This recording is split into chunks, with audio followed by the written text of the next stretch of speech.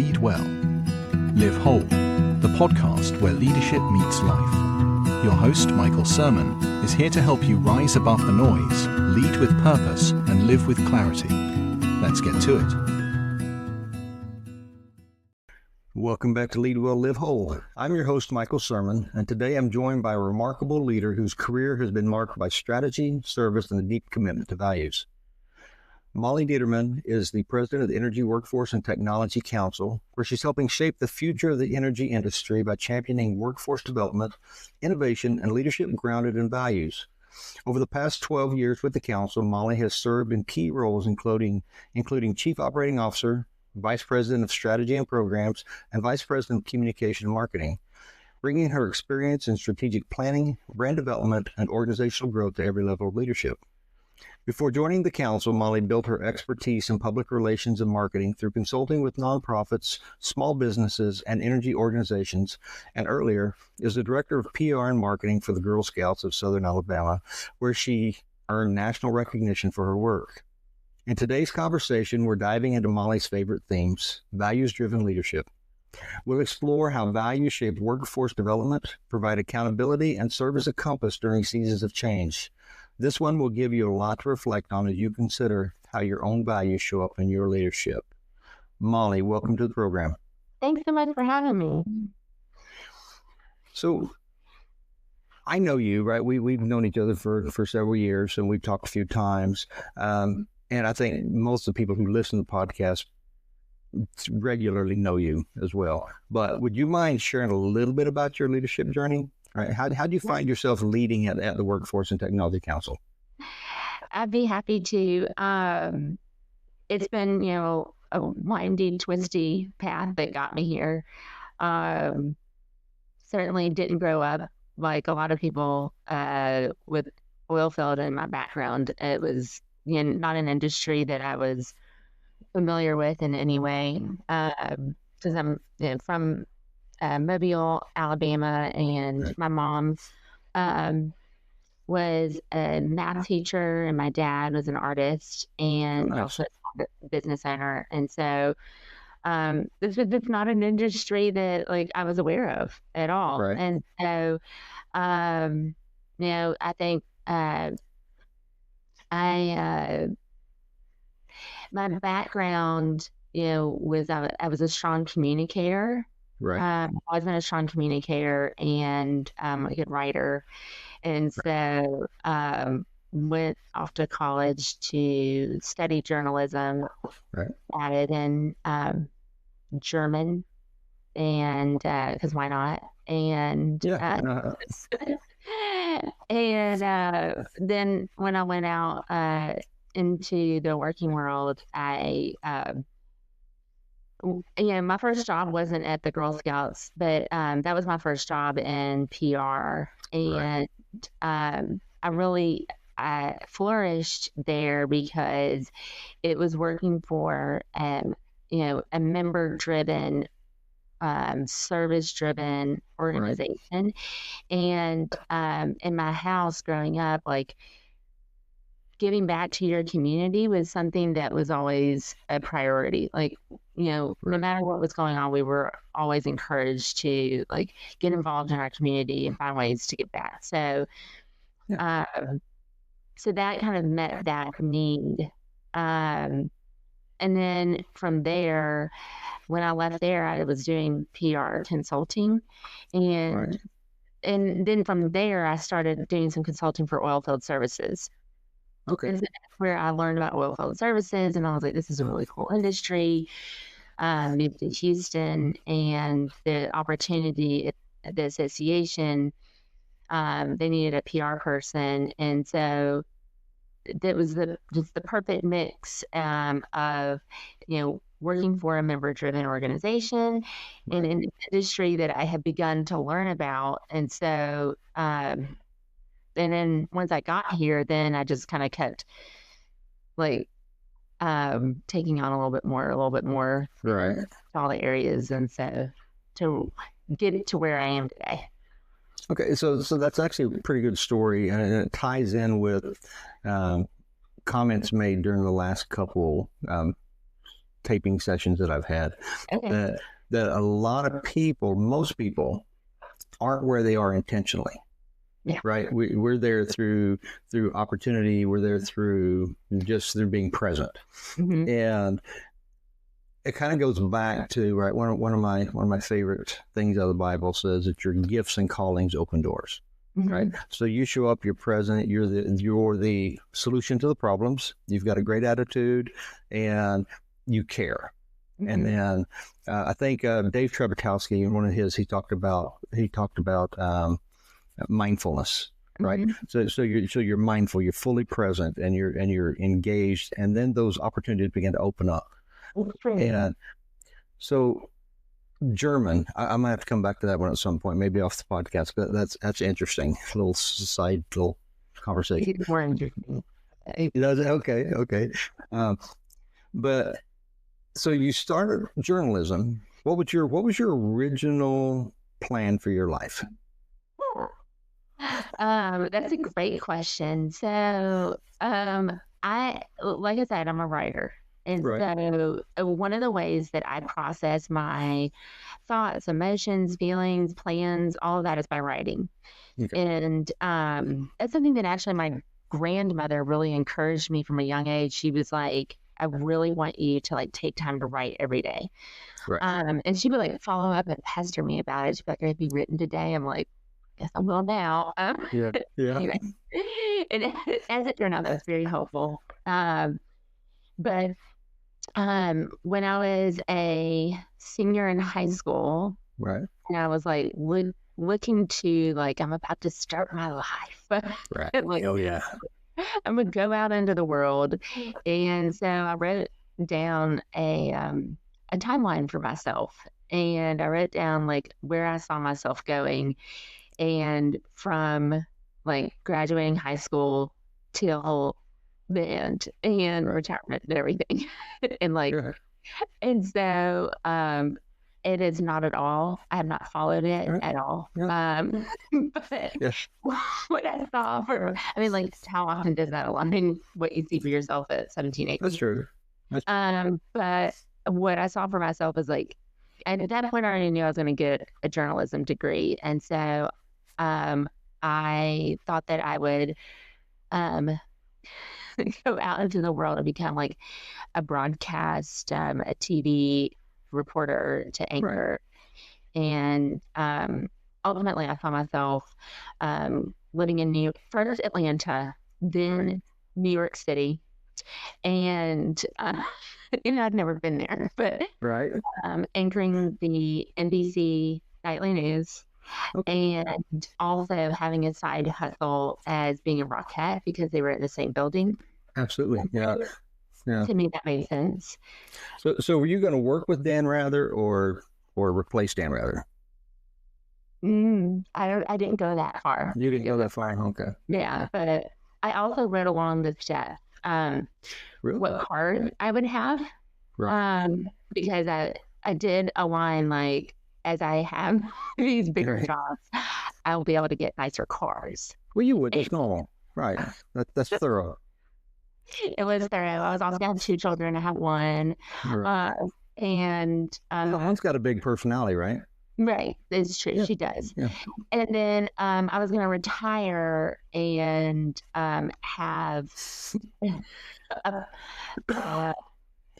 farm called Barkingham Palace. Sparkingham? Barkingham. Okay. I like that. And I was going to have every breed of dog that I've ever been interested in. And I would also have like ranch hands to like take care of them. And dog wranglers. What? Dog wranglers. Dog wranglers, yes. Yeah. And so I feel like that could still happen. It could. And so I told my husband, I'm like, this is my retirement plan. Right. Yeah. So I taped a session yesterday evening with the bull riding ninja. I was telling you about him. Yes. 51 years old. He is the oldest PBR bull rider. Wow. Right. The card carrying bull rider. And he still consistently finishes in the finals. I mean, he's really good, right? He all this stuff that he's done. He was a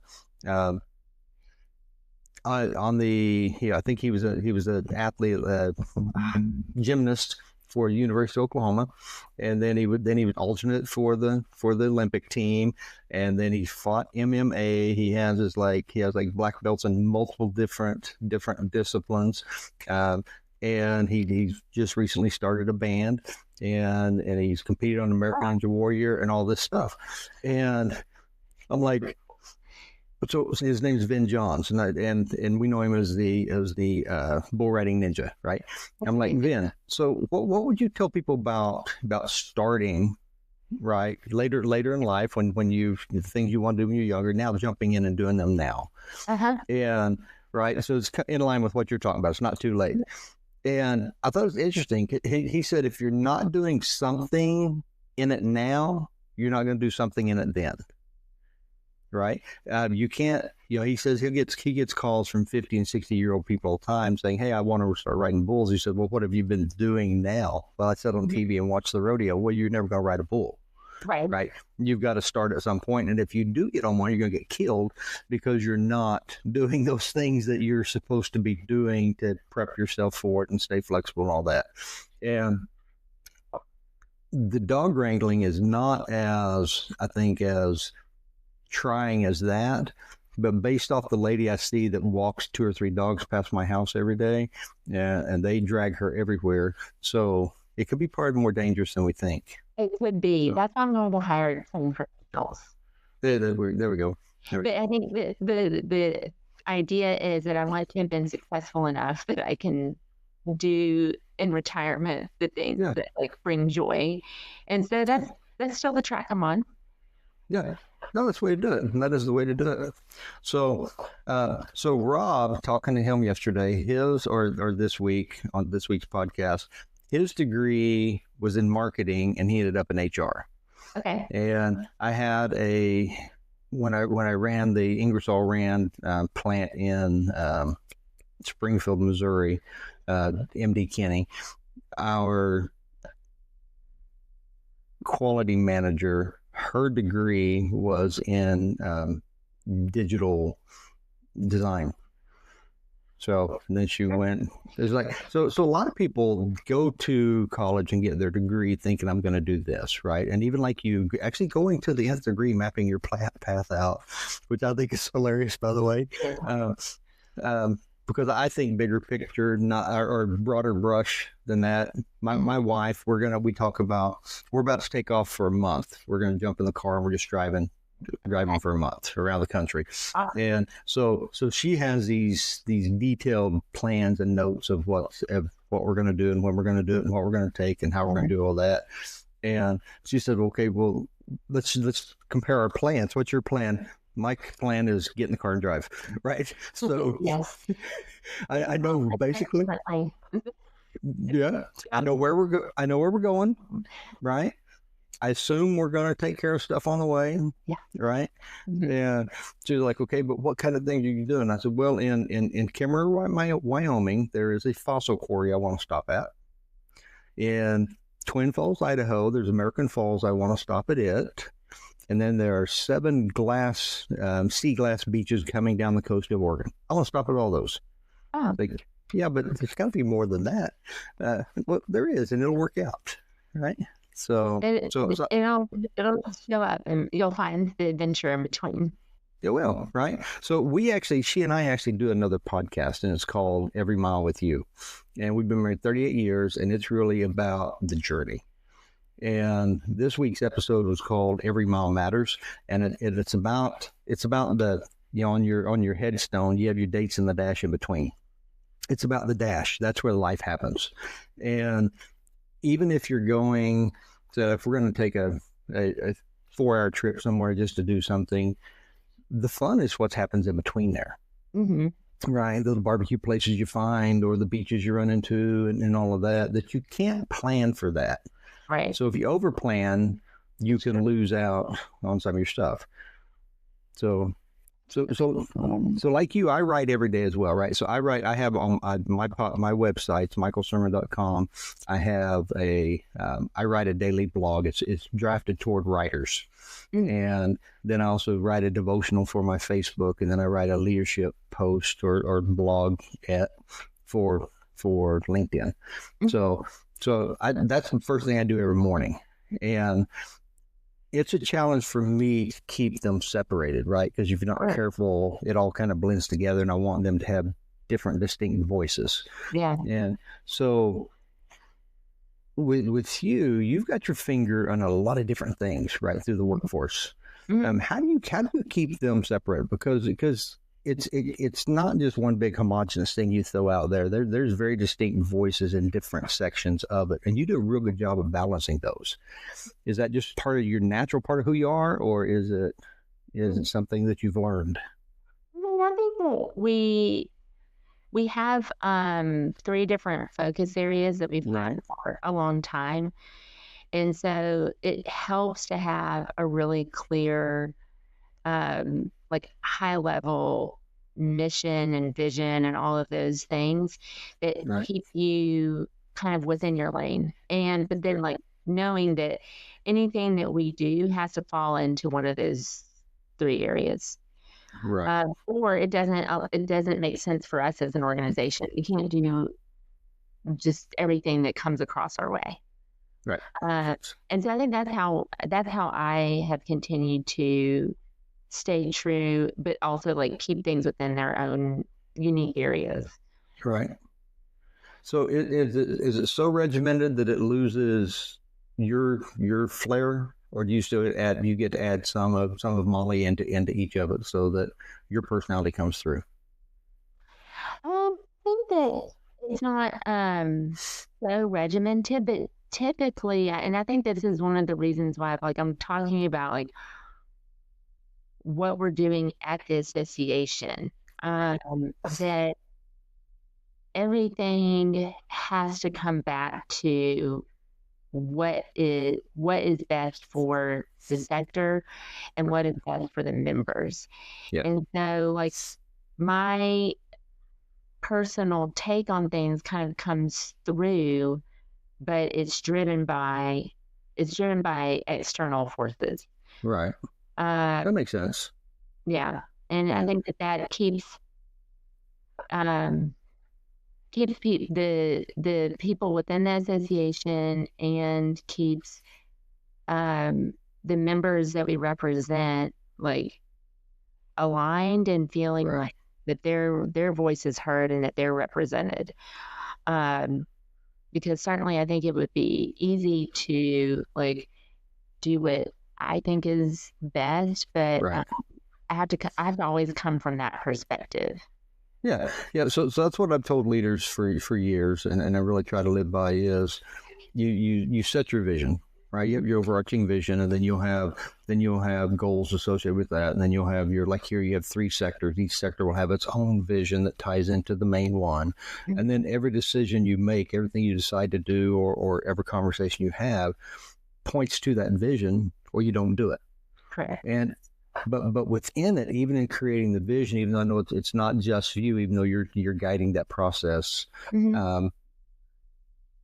values come through in that, right? And that's what we're talking about today. Is your how do you ensure that it doesn't become so cold and clinical that it loses those personal values that you hold. That you be right, because that would make your job miserable if you had to eliminate all that. It would, but we have our vision and mission, but then we also have our company values. Right. But then I have my own personal values. Like that's different from what the company's values are. Yep. And I think that the values are what like anchor our decisions. Right. There's the strategy and execution, but leadership is really anchoring the decisions and the values. I agree. And so I think that when you're like really, it takes work, but I think continuing to stay focused on like driving everything back through the values. Does this align with the values?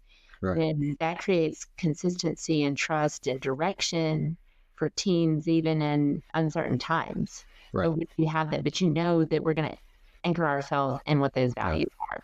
Yeah, I would say they're especially valuable in uncertain times. Right. That's why they're there. Right. The most impact they're there for when things are very uncertain, and so you're really struggling trying to figure out how to balance this stuff out. And when you're very prosperous, because that's when you tend to float away from them. When you're just exceeding so far ahead of everything, you start getting people get out over their skis, or as Larry Kerr says, you start out kicking your punt coverage. Right. And but that's when you start doing decisions that are outside of you, right? Either because we're afraid, right, or we're nervous about uncertainty, or because we're overconfident. And that can really go off on a path that you have to course correct at some point. Correct. Yeah. Because nature will correct itself. Right. It will at some point. It will snap you back. Or the finances will, whatever. That's true. That is true. Yeah. Something will. Right.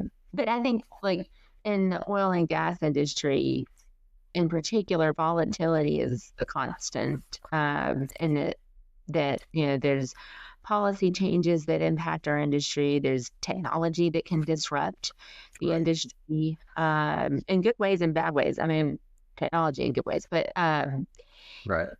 Either way causes the volatility, and so those values are what can provide the steady compass. Right. And 100% true. Reactions too. Yeah. Yeah. 100% agree. You just like want to go and like, get out too far ahead of yourself. Yeah, and I've seen that a lot, right? Especially very successful people, right? I see it. I've been on a lot of executive teams, and on several executive teams, and interact with a lot of executives, and they do. If you're not careful, they're very passionate about what they do, right? About creating the vision. Most of them creating the vision, selling the vision, very passionate about it, and they're focus, their focus time is that, or I don't try not to be rude to any of them here. Their ability to focus on anything for any length of time, right, before they pull off to something else is so limited that it's easy for them to make knee-jerk reactions. Yeah. And when they are separated from their values and separated from their vision, then you start seeing the negative impact of some of that. Right. And you start seeing the increased turnover. You start seeing the company starts drifting a different way because the company's going to go the way the leader goes, good or bad. They're going to follow the head. And as you've gone through the different markets that you've worked in, have your values stayed consistent all the way through? I think the things that I prioritize and care about like has changed over time, for sure. Probably though the core values that like I personally really care about are probably pretty consistent. Yeah, I think they would have to be. The things that I think about like that I really care about are things like I always want to be learning, to be like challenging myself. Those things haven't changed. Right. So I guess the values haven't really changed. The priorities of them maybe have, but the actual values. No, and I think they would based off of where you are in life. As you go through, I had lunch yesterday with a guy named Dave Jewett. And he launched 20 plus years ago. He started a year one degree. And in that, you understand what you're passionate about, and then you start trying to focus your decisions and your life based off of those things you're passionate about, and you pull that into what you're doing so that you can stay more focused, energized about it. But he broke out a little chart that he shared with me, and it showed the different. And I had it right here, and I was going to quickly see if I can find it, but it showed in the different stages of life, the things that you were passionate or things that were important to you during that stage. Now, they didn't change right? But the priority and the arrangement of them changed as you went through life. Because the only thing really that will cause them to change would have to be something catastrophic in your life. Right. Something very disruptive that then would make you step back and say, okay, I'm going to give that up and I'm going to pursue here.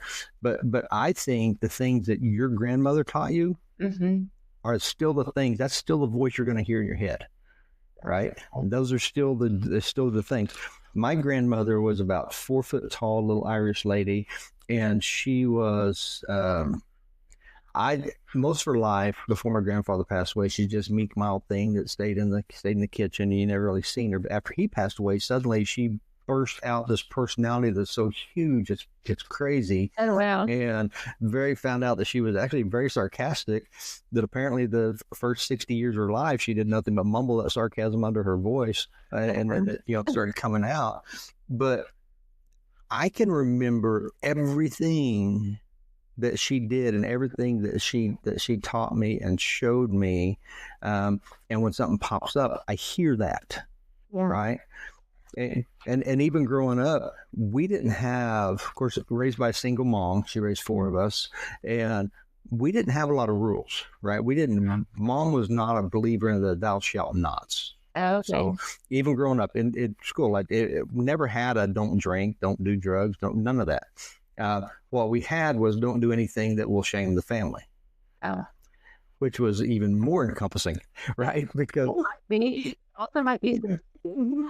It was very subjective. So, but the way I understood it and the way I applied it was huge, right? And even now, as I got married, and Tammy and I, we made an agreement we wouldn't say or do anything when we're apart that we wouldn't do when we're together, and so it makes the decision making very easy, right? So when you say, hey, we want to go over and do this, I won't. Now I'm not going to do that. I have no desire to do that. I'm not going to do that, and you find a lot of people, though, that they're motivated by what they're seeing and feeling and touching right then. And they're not disconnected from the values, because the values are still there, because you can see the battle that's going on. They just learn to override it for some reason. That's a fair point. I mean, I think that that probably gets back to like being mindful and intentional, right? Because there are like shiny baubles that come along that are easy to distract. And if you're not focused on leading your life with intent, you can get sidetracked. So you can. I think it's difficult when you see somebody that you work with and you care about, or in your personal life, family members that you care about, that you see them not, that their priorities need a shift. Right. And it's hard to have those difficult conversations. And two, like, what if they don't want to have that difficult conversation? Right. You want to on their behalf. Right. Yeah. But they don't. That's hard. That's hard too. But believe me, I have a son in his mid-30s and another one that's almost, actually, I guess, lower 30s. So you have to have those conversations they don't want to have. Right. Yeah. Well, and I think with your team, with your employees, you can hold people accountable through the values, through the association's values. And I know I've had some difficult conversations with team members in that way. I've had a great coach, you probably know him, Dave Warnick. I do, yeah. Who over the years has really, he walked me through how to have those conversations with team members. And then since then, now I know how to do it. Yeah. But the first time that he kind of talked me through it, I was like, this makes sense, but I cannot really walk in this room and say this to somebody. Right. Not like, really? I know. At least it wasn't. There we go. At least it wasn't your computer that died this time. I know. It's just the light. I'm like heading for my sensor. So I had somebody on my team that wasn't meeting the association's values.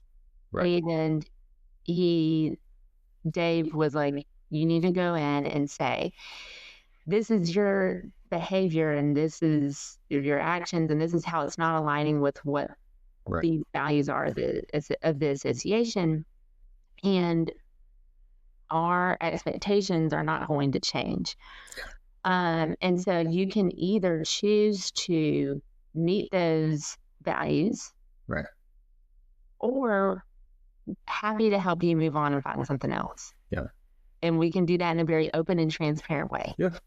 I've had a lot of those conversations. And that, I think, is I think that a lot of leaders don't always have the respect for their team members Right. to do that. Yeah. And have them early, right? Have the conversation. It has to be timely. There's a good book out called Crucial Conversations. That I love that book, right? And then it goes on. There's a couple other follow-ups, Crucial Conflicts and different ones. But that's what it's about, is having the right conversation at the right time. But I love the word that you use there, because I use that one all the time. You said you didn't choose to do this, right? And I think when I'm having those conversations, especially about values and behavior as it relates to values, it is, right, your choice, right? And this doesn't change, right? But this doesn't change is only effective if your leadership is following that, right? When leadership holds themselves to a different standard than they're holding everyone else, it makes it hard for you to hold them accountable. And I've had conversations with CEOs when they'd come in a plant and they would do something, and I would have to say, hey, you can't do that. While obviously you can, because you're CEO, you can do whatever you want. But if you do that, I can't hold that guy running the machine accountable when he does the same thing, because he saw you do it. Right. And when you bring it like that, right, that because, you throw the because in there, it's a very powerful word. People see what the impact of what they're doing is. And it's not just, I just naturally do this. So Vicente Reynal, he was coming through the Fort Worth plant. And at the time, come through the Tulsa plant for Gardner Denver. And we had a no cell phone policy at the time. And we're walking through, and one of the board members calls him. He grabs his phone, and I just said, hey, sorry, Vicente, we're cell phone free. You need to step over into the parking area. And he's like, he immediately shut it down and went over there. He honored that. But I've had some that said, you know what, we'll talk about this later. Well, yeah, but in the meantime, everybody is seeing you do that. That's right. Right. And they see there's two separate rules, and it makes it hard to guide the company or the plant or the team through the values because of the inconsistency of it. Absolutely. You're back to choice again. You're choosing to be in a leadership role, and so you have to. You don't have to, but like, if you want to be a good and effective leader, then you need to recognize that there is a spotlight on you, right? A huge spotlight, and it matters what action people see from your team. It makes a big difference. And it's interesting too, working with a lot of different companies. I kind of get, you kind of see like the shadow of leadership being passed throughout the organization. And you see how, like, where there's like, for example, one of our companies has had, a history of like really strong, passionate leaders that like really give the why behind the industry, and you see like how that impacts the entire team, and that the entire team is enthusiastic and cares. Or there's a company that like the leadership is really focused on like being the technical experts, and everybody puts a lot of pride and value on that. And so like, you can't underestimate the impact that the leadership has on every single person within these very large organizations. Yeah, as the head is, so goes the body, right?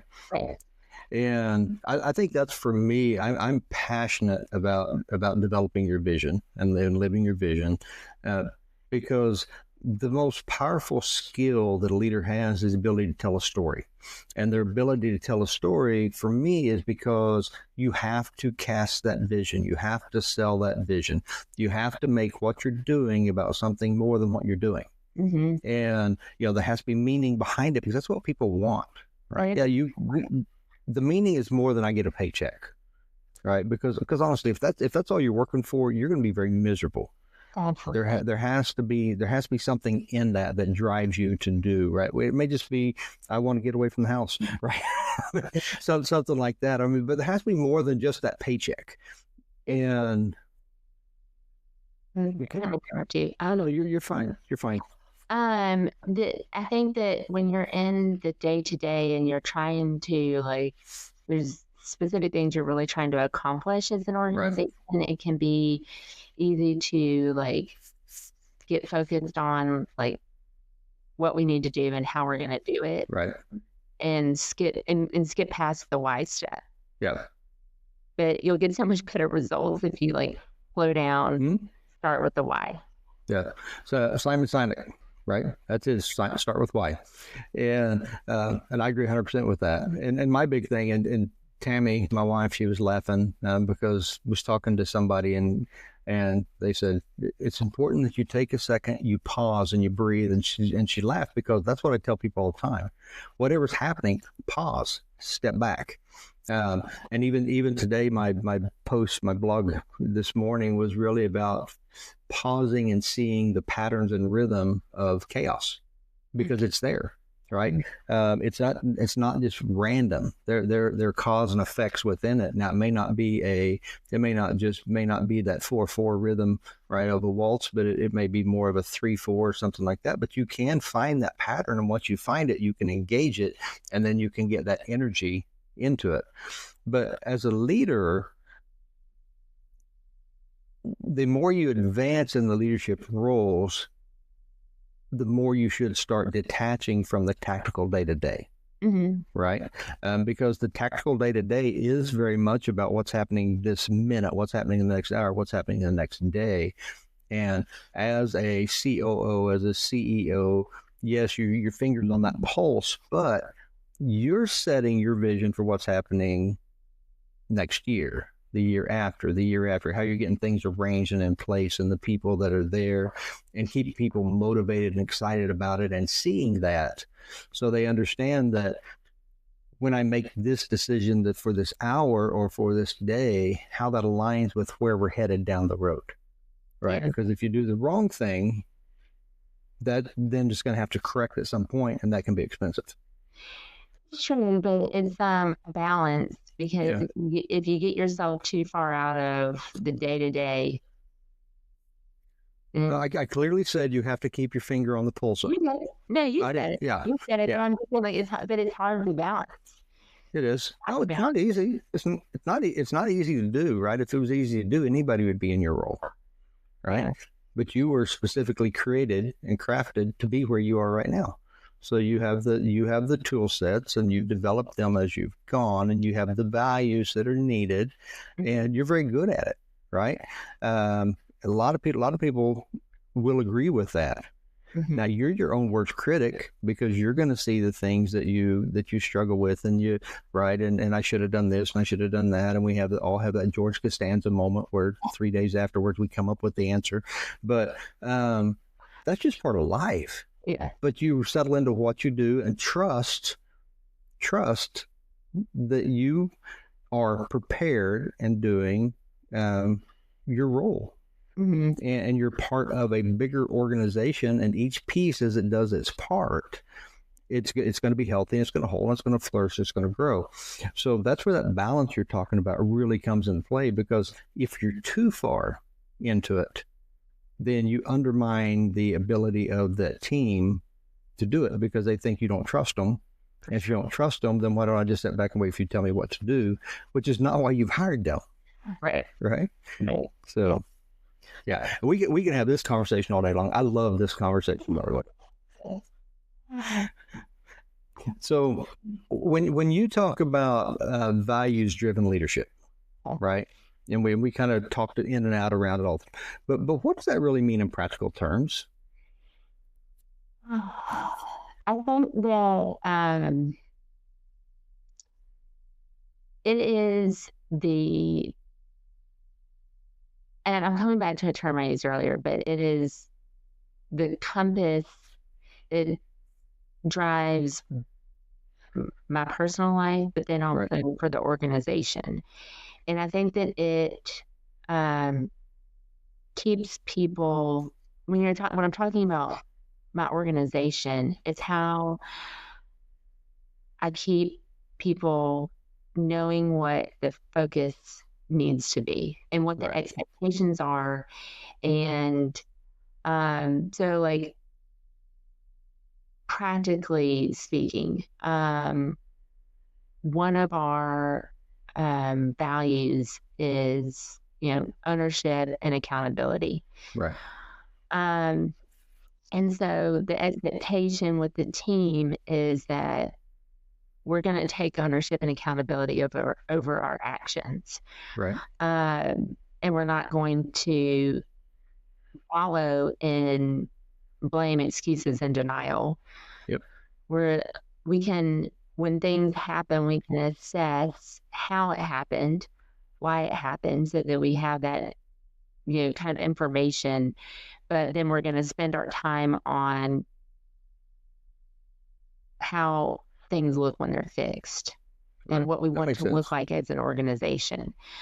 And for me, like, everybody on the team knows, and they will also help coach each other on, this is going sideways, whatever it is. And going sideways, and or this did not happen the way that you were supposed to do. And you need to go and you need to own that, and then we can all move on. But I think that it's talked about as a team, and everybody understands that that's the expectation, and so they can help drive it within each other. I agree 100% with you. Now, for that to happen, you have to have trust among your team, right? Because there has to be a certain level of vulnerability to be able to talk about where things went wrong, and people step up and own it, right? And it's not just all about discipline, right? You can force it and make people do it, but ideally, your values and your culture are going to drive that conversation. One of the things that can feel like erode trust is when leaders don't hold the team accountable to the things that they say that they will. Right. And they're not consistent in that. And if you're not being consistent in how you carry out the values of the organization as you said that they will,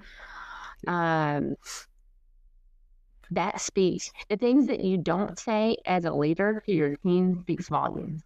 Oh yeah. As a journalist major, you'll appreciate the Bard, right? The whole world is but a stage, and we are players thereupon. And I think that's true, right? You said it earlier. Spotlight is on the leader. The higher the level, the brighter the light, and the more people are watching, the more people are going to follow up. Which is why you have to be consistent.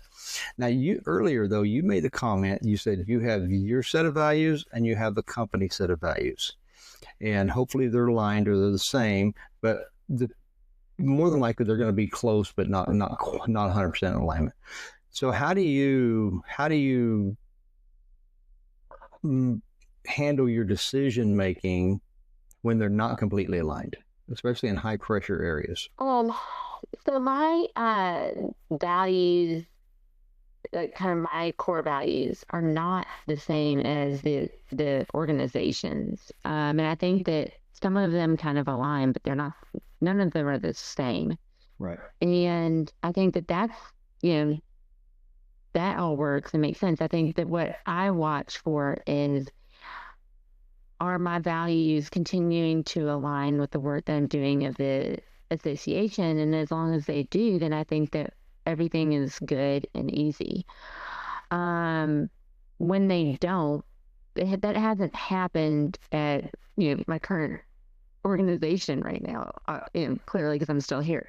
Right. But it has in the past, And I think when that happens, you have to take a step back and assess, is this misalignment something that's a deal breaker or not? And is it anything that is within your control to change? And if it's a deal breaker and it's nothing that you have control over, then that's a good time to move on and find something else, because the organization's values shouldn't change. So if it's not, or if it's the leadership and the way that they're carrying out the values, Right. and their interpretation of them, also organizations' values can change. And so, like, when we looked at our values a couple of years ago and just did kind of an assessment to see, are we still aligned on what they are? Right. And we were like, we're like, this might be a good time to change it. And did an assessment and it didn't change, but we could have changed it at that time. And I think that values do change for organizations. And I think that some people, cannot see the importance of the values. Right. I've definitely heard people talk about that before. And like, well, why does it actually matter? Well, it matters. And like, why are people upset about the values changing? Well, people are upset because it does impact your work life. Right. And if you align with the organization or not. Oh, 100%, right? It's back to that why, right? The underlying value behind what I'm doing and how it's bigger than what I'm doing. Yeah. It kind of rolls into your purpose type thing.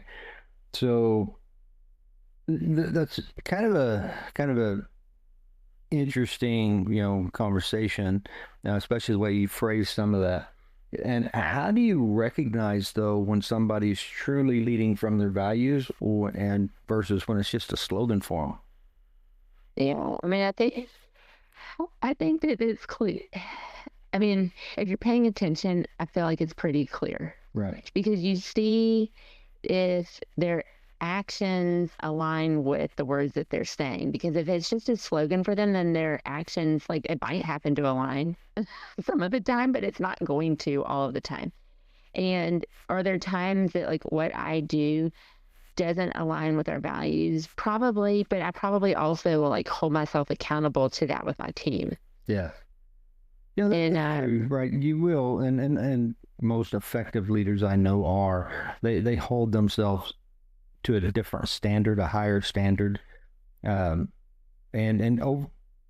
uber critical of ourselves if we're not careful, right? We're not really good at giving ourselves grace, but we're really good at pointing out our faults and failures. Absolutely. I think that as we grow, hopefully we become not just older, but we do become more mature and become wiser.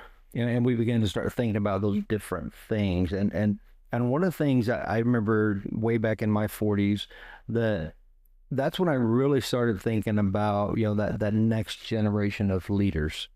And, the whole generational transitions and shifts. And in your role, you have the opportunity to impact a lot of people at different stages in their development, right? With a lot of your programs and the training and stuff that you all do.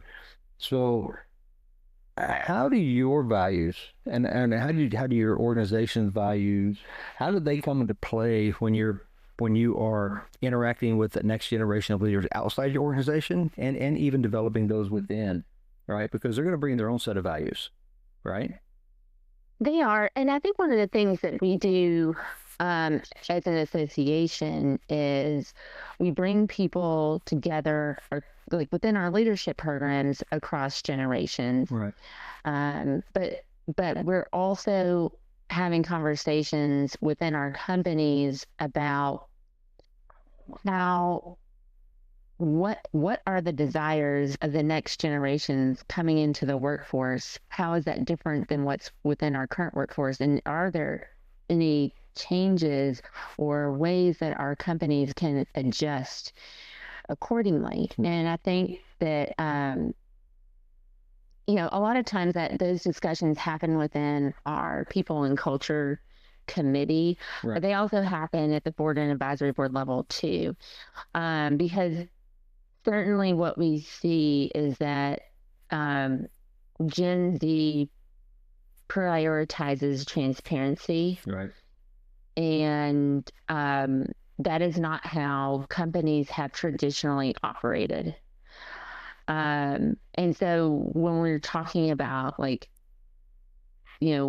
what the different generations care about, like baby boomers, Gen X, I really like lumping that together. There's a lot around loyalty and hard work and stability. Millennials, of which I'm an elder millennial, value collaboration and growth and impact.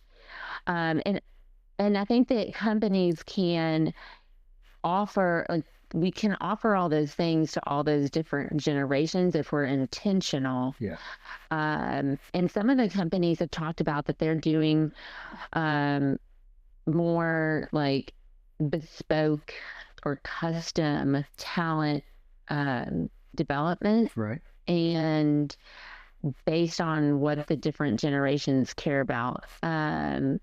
And I think that that's pretty cool. One of the things that I think is one of the more impactful things coming out of Gen Z is because they care so much about transparency. Right. And understanding their opportunities for career growth. Our companies are going much deeper in succession planning and going like enterprise wide, and they're mapping out ways for employees to build their resume. Right. And in doing that by like lateral moves or working on special projects, and like that transparency is a value of Gen Z that matters to them, and companies have to do things differently in order to help them meet those needs. No, that makes perfect sense. Because I'm huge into the development. I mean, obviously, I better be in my current line of work, right? But but I have been my entire career, right? Even as a kid, that was when we role played, I was always the teacher, and the challenge has been getting that next generation out of the day-to-day mindset into thinking about, not just anybody, into thinking about what my next position is, what the next role is, so they can start making the steps to train themselves and be prepared for that opportunity when it arose. But on the opposite side, it has always been a challenge for for the leadership team really to look back and think about that succession plan as a strategy, right? Instead of I've got this guy, I know this guy, or this lady that she's here, I really like her, so she's going to be my replacement. Well, that may not be the right move, but it's the convenient or the comfortable move. And I think to be more intentional, because that's one of my favorite words as well, to be more intentional about it and map it out and help them understand what they need to do to be ready for it and be prepared for it, which is sometimes not just spending more time in your role, right? There's things you need to learn.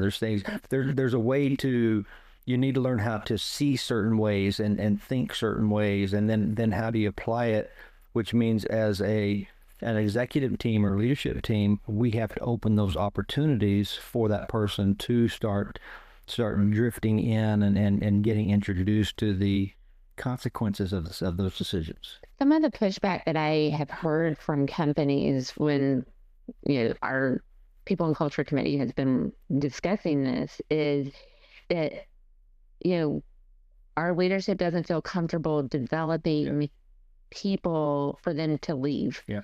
And I think that that's a very narrow way of looking at things. Like, do you not also see that it might build loyalty with them with it because you're developing them?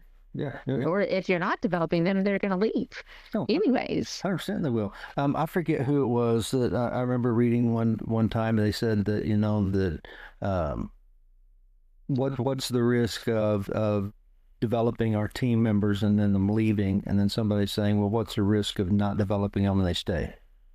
Oh, right. That's a good way of putting it. But it is. And Yeah. my thing has always been, right, let people develop to their potential. If that opportunity is there for them when they're ready, then they'll step into it. And if it's not, and they step out and go somewhere else, well, you're still going to get that benefit, right? That increased value while they're there. And then to the point you just made, that loyalty is seen.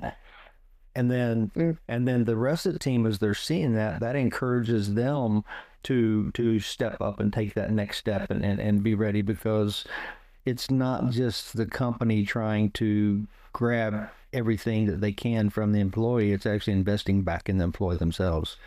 That's what I love about the intern programs that a lot of the companies are doing, right? The older intern programs were pretty much somebody showing up and making copies or getting coffee, right? And now they're actually working on projects, and they're designing and developing, and they're really having impact on the organization, because companies are seeing that as an investment. Well, in the budget process, the first thing that is normally cut after meals and entertainment is the training. And and that begins to get pulled out. So supervisors and managers have to get very creative on how they can continue to develop or train their teams. And if you're not careful, they end up not doing anything because the company's not supporting them doing anything. And it makes it hard. It's hard to build a culture of growth and progress when you're throttling it that way. It's true. And I think that's why it's a good value proposition of trade associations, that we have, ways to continue to develop your people is just by being part of the association. But that's one of the things that I love about like our leadership programs is that's what I tell people when they get put into one of our year-long programs, is that like you being here and being put into this program is already like a really big, like it's an investment from your company in you. And it's done with intent. This is not done by like this is not remedial leadership where you're being put in because you're not a good leader. I know. And that's what I tell the companies is that just the act of you, like if you tell people I'm putting you into this program by design because I see potential in you, right. You've already gotten so much out of it, because people come into that program like feeling so much more loyal to their company because they feel like that they're being invested in. Yeah. There are companies that will put people into the leadership programs and like not tell them why, right, and not tell them anything. They just like are like, here you go, we want you to go do this. Yeah, we have to do this, right? Because it's what. Yes. Yeah. And people come in to that program like, I don't understand why I'm here. This is like, I need to have work I need to do. Yeah. And it's an entirely different mindset that people come into that program with. Right. And most of those are people that I've seen that approach it that way are frontline leaders or first-time leaders. Mm-hmm. Because they don't understand that leadership, right? Well, what is the book? What got you here won't get you there. Yeah, right. They don't understand that next set of skills is far more important than their current set of skills, and right, you have to learn it. I mean, I went through the year-long program, and it was a great program. I've got some great connections still from that, but the most value I found out of it or found in it was in the coaching and mentoring. Mm-hmm. And I think as a society, we suck at mentoring and coaching to begin with, and or not. That's the wrong word. We struggle with it, and as an industry in oil and gas or energy, it's even worse, right? Because it is so cyclical, and things shift and move around so much. And when the market's up, everybody's just running head first, trying to capture as much as they can. And then when it has that cliff drop, everybody is really just trying to recover and trying to preserve as much as you can, so you can be ready for that next increase. And we don't think about that type of investment into the next generation. And I mean, I struggled for a lot of years just trying to find a good mentor in the industry. And now I have some relationships I've developed that became mentoring relationships, but no one who felt that they really had the time or even the wisdom to give into it, which is 100% not true, because it's not a full-time job, right? It's really just being that ear and helping people understand and how to transition through. So that's one thing I wish that an association like yours would at some point would really take up, is helping to drive the importance of a thriving mentoring environment. Yeah, no, the mentorship is really important. And I think too, not on the mentorship, but just on all of this, when you're talking about energy services, right, companies, that mentorship programs and having a strong values culture is really important, because we're talking about like a culture that drives safety. Yep. And if you're building trust, you're building, reliability. These aren't abstract things. It can feel like, when we're talking about values, it can feel abstract, but it's not. It's daily decisions with real consequences. Oh yeah, very tangible. And it's what's about keeping people safe. Yeah. You guys are huge at helping with the whole networking connection and the next generation, which rolls into the recruitment processes and how you do how people approach onboarding and career development. How can organizations be more effective at weaving their values into that whole process? I mean, I think it starts with like leading with what your values are in the interview process, and then even into onboarding. And I know some companies do weekly team meeting, going back, like talking about one of the values. And so that it doesn't become something that is just mentioned as you are looking at joining the organization and joining on, but then you're seeing how it actually gets lived, and keeping that at the forefront. And so back to intent, like it has to be purposeful and carried out with intent. What advice would you give that leader or that person that says, hey, I see them written on the wall, but I don't see them lived out. I don't see that daily. What would you suggest that they do to start driving that? I mean, I think I would read the book, Crucial Conversations, that you mentioned earlier.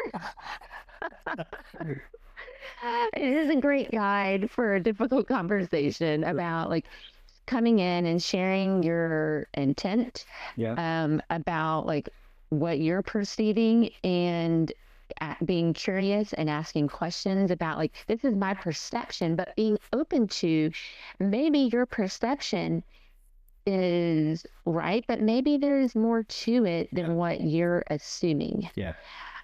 And so, but you have to be open to having a difficult conversation, having courage, and then being open to hearing what the other person is saying. Yeah. And I think that's what happens a lot of times. We know what we mean when we write our values and when we write our purpose and our mission, but the way it reads sometimes doesn't match what we really meant by it. So we try to apply it the way we mean it, which comes out then looking like it's disconnected when the reality is it's not. Right. Yeah, we just need to be less worried about making it look pretty on a wall and more impactful. Because values-driven leadership isn't about perfection. Correct. None of the leadership and principles are about perfection. It's about consistency, and when it comes to values, it's about alignment. Yeah. And which pulls into, you went into it earlier, right? The transparency and the vulnerability and all of that.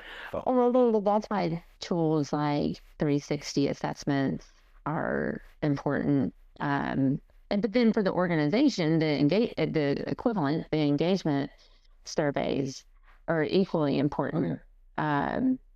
Because you are doing what you think is best and what you think is right, but it doesn't always translating the way that you think it is. But you won't know that if you're not checking in. I think that when I look back on my management career thus far, the only things that I regret are the times when I listened to what somebody else was telling me I needed to do, and it didn't align with how I felt was right. But again, here we are in the 40s. I've learned it. Yeah, right. But the only way the people in the 20s and 30s are going to learn it without having to go through it is by you helping them to hear it. And we don't talk about for the most part, we don't talk about our failures and the lessons we learned. We talk about, we glory in the successes, right? The 45-year-old that's still living his high school football career, right? All he talks about is that game-winning catch. He doesn't talk about the other 14 games they lost that season. And I think that as leaders, the more we go, we start believing our own press, and we start listening to ourselves, and we're so afraid that people won't buy into us if we actually share those failures. That's one thing I always admired about Larry Kerr, right? From the beginning of my relationship with him, he wasn't afraid to share the struggles as much as he was the successes. And if he didn't know, he didn't pretend that he knew. He would come and he'd say, hey, look, this is what we're trying to work on, and I don't really know how to make this next step. And he understood the value of pulling that team together, which meant somebody had to say, we're all smarter than any one of us are smart, right? And we can all see better than any one of us can see. And I think as people, when we get in your 40s and 50s, you start seeing that. And but it's careful then to stay true to yourself and understand who you are and what you bring to the table, and not let somebody else dictate that for you. So the energy industry is very, I'm going to say it's unique because I've worked in multiple industries, but and they're all cyclical in a certain way, but nothing like the energy industry, right? And the diversity in the industry is insane, right? You see the makeup of the teams in Odessa, Texas versus Shreveport, Louisiana, right? And you, while people are people and there's certain things drive them, we are a product of our culture and our environment. So the values then across the organization have to be applied equally, but how do the organizations within in the energy industry, how do they maintain consistency across the complexity of their widespread organizations, especially with all the acquisitions and stuff, right? It's always something fun. We have a lot of global companies that are working in many, many countries around the world. Right. And those companies have the core values that are applied globally, but then they are lived out and there's nuances to them locally. Right. Because you need to honor the culture of where you are, and honor the fact that it is different based on where you are in the world. True. And not try to be so prescriptive that it doesn't land, and you're being tone deaf to where you're at. Yeah. And so I think that's what our companies do, and they're good about sharing best practices with each other when there's specific things that come up, workforce related, that are happening internationally or whatever, and they will talk about how they are addressing it. And so I think that's one of the things that I really appreciate about working for a trade association, is that you are bringing competitors together and they are competing for the same business, that they can see big enough picture that there is value in sharing best practices so that they can all make each other better. Right. And you guys are really good at that, right? You facilitate those conversations in a way that is pretty incredible to watch. Right. So I've seen people that we were in competition with. I mean, and it was almost at each other's throat competition. And yet we would go into the different sessions with you all, with your team, and we were collaborative partners. And I appreciate you. I appreciate you all having that culture and that relationship with the different organizations, that it can rise to something that is industry driven and not necessarily bottom line company driven, because we all benefit bottom line if we do that. Yeah, no, I agree. So if you could go back and give your younger self one piece of leadership advice about values, what would it be? I think it would be to be confident in what you know is true. I think in earlier ages, I had a lot of and self-doubt around, like, I feel this to be true, but I would listen to external sources. Right. And I think that's hard to do without experience and living it. But I think that you ultimately know what's right for yourself. And I do see younger people in our office. I feel like that they are probably better at listening to themselves than I was. Yeah, no, I agree. I mean, you are, of course, you're one of the older millennials, so you were really at the forefront of the whole technology explosion, right? My generation, as an Xer, I remember life pre-internet, pre-computer. I remember companies, we were managing, millions of dollars worth of inventory on little 3x5 manila cards. And, that's wild. I know, right? And had a 99% accuracy. That's because you weren't moving so fast that you were making a lot of mistakes on data entry. Your generation came along, and you were, I think you guys were probably the first generation that you started getting introduced to computers in kindergarten, and then started. I mean, it all came about technology. Then you have the current generation that, they work at a technology level that is just mind blowing. How quickly they pick it up and go with it and move with it. And if we're not careful, then we got, folks like me and you, we get stuck in our way of doing it, and we don't understand that, there's things they're going to learn faster than we ever learned them.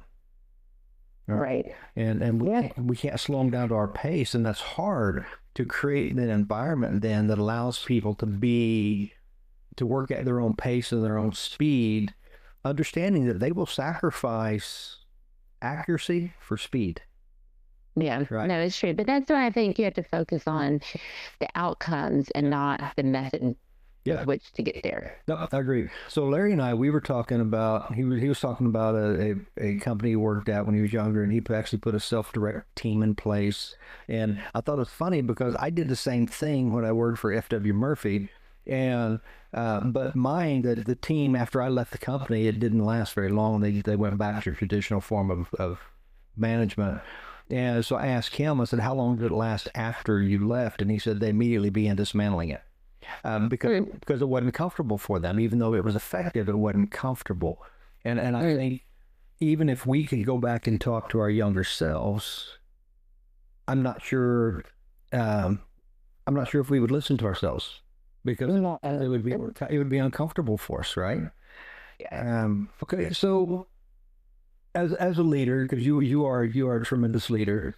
Not just in the industry and its organization, within your family as well. If you had one value that you were going to be remembered by, what would it be? The thing I would most want to be remembered by out of all the like values that are out there is service driven. Right.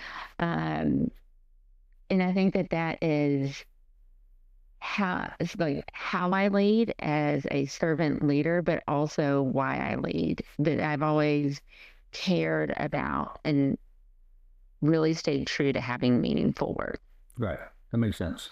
I encourage everybody to actually I think that if you asked people what are your values, right, it takes people a minute to think about it. They would say, oh, yeah, I know what they are. But I think that it is a worthwhile exercise to take the time to sit down to actually think about what are your top 5 or 6 values. And I don't know how many people have taken the time or understand the value of doing that. No, that's true. And write them down. That's the key, I think, because you can sit and talk about them, but once you start writing them down, they become real, and then you start then you start challenging them, and same as your personal mission and your personal vision for yourself. The values, if you write them down, take the time to write them down, you hold yourself more accountable to it, I think. Yeah, and holding yourself accountable to making sure that the decisions that you're making in life and in your career stay aligned with that, and that's the foundation of how you make your decisions. Oh, yeah, for sure.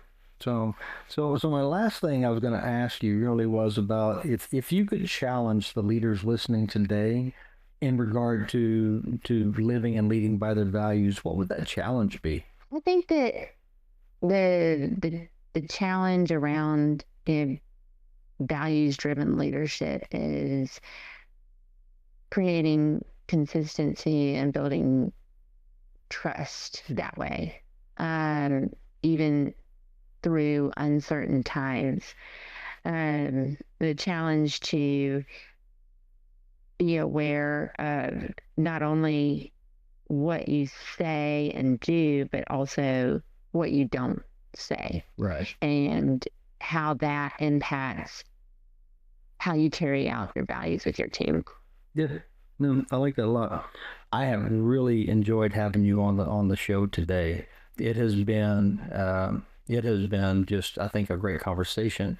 But has there been anything that you wanted to go into that we didn't go into? Any final parting thoughts that you would like to share? I don't think so. I mean, I very much enjoyed the conversation also. And